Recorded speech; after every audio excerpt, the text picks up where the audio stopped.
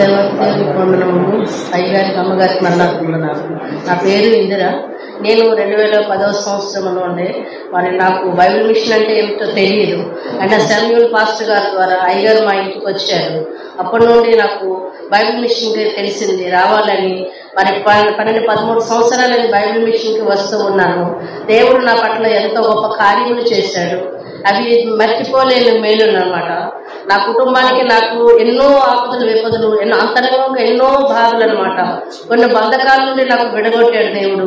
ఈ రోజు ఇక్కడ నిలబడి సాక్ష్యంగా మాట్లాడుతున్నానంటే అందుకు దేవుని కృప. ఆయన దయాదృష్టి మా మీద ఉంచి మమ్మల్ని ప్రేమతో నడిపిస్తున్నాడు దేవుడు. నా కుటుంబాన్ని నన్ను ఎంతగానో రక్షించి ఆదరిస్తున్నాడు దేవుడు.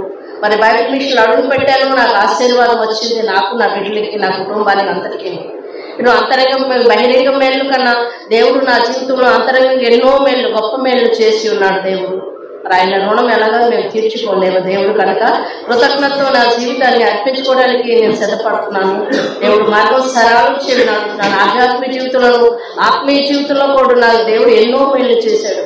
ఆ మేళ్ళని ఇన్నాన్ని కాదు, ఎన్నెన్ని వివరించి చెప్పడానికి ఉంటేనే అవి లెక్క మించి ఉన్నాయి. ఆయన చేసిన మేలు గొప్పవి, అద్భుతమైన, ఆశ్చర్యకరుడు. ఆయన గొప్ప మేలు నా జీవితంలో చేశాడు. నేను బ్రతికి ఉన్నాను అన్న, నా బిడ్డలు మేము ఉన్నామంటే కూడా అది దేవుని కృపే.